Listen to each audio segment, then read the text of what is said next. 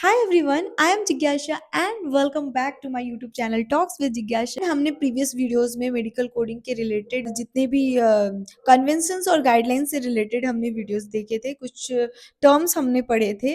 ठीक है, अभी तक आपने इतना तो जान ही लिया है कि मेडिकल कोडिंग में जब भी कोडिंग हम लोग करने जाएंगे तो सबसे पहले हमारा जो प्रिंसिपल डायग्नोसिस है उसको सबसे पहले कोड करना है, जो इटियोलॉजी है, कॉज है, उसको सबसे पहले कोड करेंगे एंड उसके बाद उसकी जो कॉम्प्लिकेशंस है या फिर जो मैनिफेस्टेशन है उसको कोड करेंगे। ठीक है, तो आपको इतना समझ में आ गया। लेकिन आज हम लोग इस वीडियो में इसको और अच्छे तरीके से इसके आगे के टर्म्स को देखेंगे, जैसे कि कुछ एडिशनल कोड्स होते हैं, मल्टीपल कंडीशंस होते हैं। एडिशनल कोड्स का मतलब देखो सिंपल इतना ही है, किसी किसी केस में ना हम लोगों को एक एडिशनल कोड उसमें लगाना पड़ता है। ठीक है, अभी मैंने आपको बताया कि सबसे पहले आपको प्रिंसिपल डायग्नोसिस को कोड करना है, इटियोलॉजी को कोड करना रहेगा, तो उसके बाद अगर रिलेटेड उसके कॉम्प्लिकेशन और मैनिफेस्टेशन अगर दिए हुए हैं उस कंडीशन में, तो फिर आपको मैनिफेस्टेशन के लिए भी एक अलग से कोड उसमें आपको करना पड़ेगा। उसकी जो कंडीशंस है उसके लिए भी आपको एक एडिशनल कोड वहां पे लगाना पड़ेगा। ठीक है, राइट। अभी देखो सेकेंड क्या है कि मल्टीपल कंडीशंस। ठीक है, मल्टीपल कंडीशन को आप कैसे समझोगे कि लाइक पेशेंट को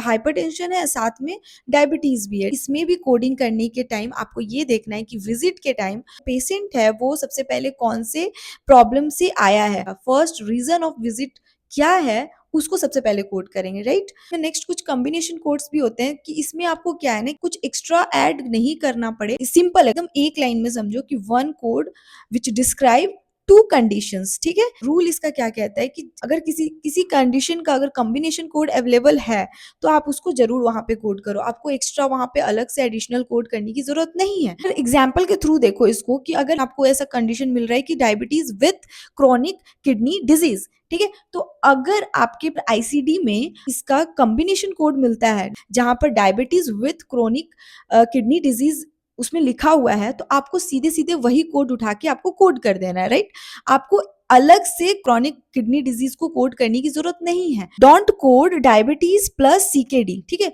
डायबिटीज और सीकेडी को अलग अलग कोड नहीं करना है। अगर इन दोनों का कॉम्बिनेशन कोड अवेलेबल है तो आपको इन दोनों का एक ही कॉम्बिनेशन कोड आपको कोड करना है। राइट, अभी आपको इतना समझ में आ गया होगा। ठीक है, अभी इसके आगे बढ़ते हैं। देखो एक और पॉइंट होता है कि जैसे कहीं पर एक्यूट और क्रॉनिक लिखा रहता है। राइट, तो अभी एक्यूट और क्रॉनिक है तो यहाँ पर सबसे पहले किसको कोड करेंगे। ठीक, रिमेंबर हमेशा एक्यूट कंडीशन को सबसे पहले कोड करेंगे, देन उसके बाद क्रॉनिक कंडीशन को कोड करेंगे। ठीक है, तो अभी आपको यहाँ पर सिंपल सिंपल चीजें, यहाँ पर कुछ जो टर्म्स है वो आपको समझ में आ रहे होंगे। तो ये जो है ना बहुत ही ज्यादा इंपॉर्टेंट है और आपको याद मतलब इस चीज को ना अपने दिमाग में रखना पड़ेगा, आपको बार बार इस चीज को रिवाइज करना पड़ेगा। क्योंकि मैं क्यों बोल रही हूँ ये बार बार ना, क्योंकि जो हर साल इसमें कुछ ना माइनर डिफरेंस कुछ ना कुछ होते हैं। ठीक है, अभी जैसे इस बार आईसीडी 10 CM में कॉमा ऐड हुआ है, तो आपको हमेशा इस चीज से अपने आप को अपडेटेड रखना है कि राइट, इसको हमेशा रिवाइज करते रहना है, इसको हमेशा ध्यान में रखना है। ओके, सो अभी इसके नेक्स्ट पॉइंट पे जाएंगे, साइन एंड सिम्टम।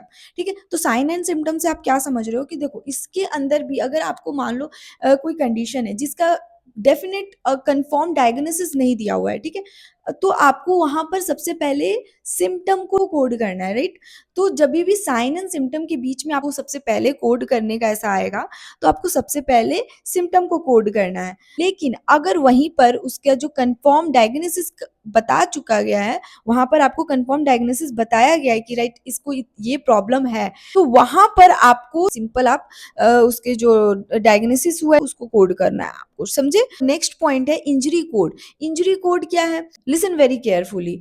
लाइक अगर आपके पास ऐसा कंडीशन आ रहा है जहां पर बात हो रही है इंजरी की। ठीक है, अगर उसको मान लो उसको डायबिटीज है, राइट, और वो पेशेंट आपके पास आया है, उसका एक्सीडेंट हुआ है रोड एक्सीडेंट में, अगर वो पेशेंट है, ठीक, तो वो उसका जो फर्स्ट विजिट है, ठीक है, तो वो किस चीज का है, या तो उसका हैंड फ्रैक्चर किया होगा उस वजह से आया होगा, या फिर उसका लेग फ्रैक्चर किया होगा उस वजह से आया होगा। तो इंजरी की वजह से वो वहां पर विजिट पे आया है, डॉक्टर के पास आया हुआ है। ठीक है, तो आप जब कोड करोगे ना तो सबसे पहले इंजरी को कोड करना है। ठीक, तो वहां पे आपका जो प्रिंसिपल कोडिंग हुआ, जो प्रिंसिपल डायग्नोसिस वहां हुआ, वो इंजरी हुआ, या तो हैंड इंजरी हुआ या फिर उसका लेग फ्रैक्चर हुआ, जो भी, तो वहां पर आप आपको सबसे पहले इंजरी को कोड करना है, देन आपको उसमें एडिशनल कोड आपको क्या डालना है, जो भी उसको अलग से प्रॉब्लम है, अगर डायबिटिक है तो डायबिटीज डालोगे या फिर वटेवर, ठीक है। ओके, सो इसके बाद जेड कोडिंग सीक्वेंसिंग होता है। जेड कोडिंग सीक्वेंसिंग क्या है कि ए टू जेड तक एक अल्फाबेटिक आपको इंडेक्स मिलेगा, उसके अंदर आपको सारे कोड्स अवेलेबल रहेंगे, ठीक है। तो उस अल्फाबेटिक लेटर के हिसाब से आपको कोडिंग को ढूंढना पड़ेगा, कोड करना पड़ेगा, ठीक। तो जो जेड कोड होता है, जो जेड इंडेक्स में जो सबसे लास्ट वाला जो जेड लेटर का जो होता है कोड, हमेशा स्क्रीनिंग विजिट्स वगैरह के लिए यूज होते हैं, ठीक है। जो मैंने आपको इतनी सारी चीजें बता रखी है, जो इतनी सारी जो मैंने टर्म्स और पॉइंट्स आपको समझाए हैं, उसमें सबसे ज्यादा मेन गोल्डन रूल है, वो यही है कि always code the main reason of visit. Okay, so इसके बाद कुछ जनरल कोडिंग गाइडलाइंस है, उसको हम लोग नेक्स्ट वीडियो में पढ़ेंगे। अभी हम लोग इतने जो टर्म्स है इसको बहुत अच्छे तरीके से रिवाइज करेंगे, इसको बार बार दिमाग में बैठाएंगे ताकि ये हमारे दिमाग से निकले नहीं। तो इसके बाद से ज्यादा कुछ नहीं पढ़ना हम लोग को, इसके बाद से जस्ट जनरल कोडिंग गाइडलाइंस वगैरह के बारे में और पढ़ने हैं, जो कि मैक्स टू मैक्स आपको 10 और 12 पॉइंट्स और आपको पढ़ने पड़ेंगे। एंड देन उसके बाद से हम लोग इसके जो चैप्टर्स हैं उसको पढ़ेंगे, चैप्टर वाइज हम लोग पढ़ेंगे इसको, ठीक है। तो अभी तक आपको एक एवरेज विजन मिल चुका होगा कि मेडिकल कोडिंग होती क्या है और इसमें क्या-क्या चीज़ें होती हैं। बहुत ही ज़्यादा इंटरेस्टिंग चीज़ है, आपको बहुत ही मज़ा आएगा पढ़ के। मैं इसको इसलिए धीरे-धीरे लेके चल रही हूँ ताकि आपको इसको बहुत अच्छे तरीके से आप इसको समझो, क्योंकि डेमो क्लास में आपको इतने अच्छे तरीके से भी नहीं बताया जाएगा, बहुत ऊपर-ऊपर करके ऐसे पढ़ा दिया जाता है। आई जस्ट वांट कि आप इस चीज़ को ना मतलब बहुत अच्छे तरीके से समझो ताकि आपको आगे चल के प्रॉब्लम ना हो। ओके गाइस, सो आज के लिए बस इतना ही, मिलते हैं नेक्स्ट डे नेक्स्ट वीडियो में। तब तक के लिए stay safe, stay healthy and don't forget to subscribe my channel.